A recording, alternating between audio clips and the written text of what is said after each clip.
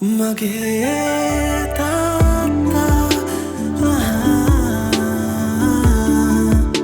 මගේ තාත්තා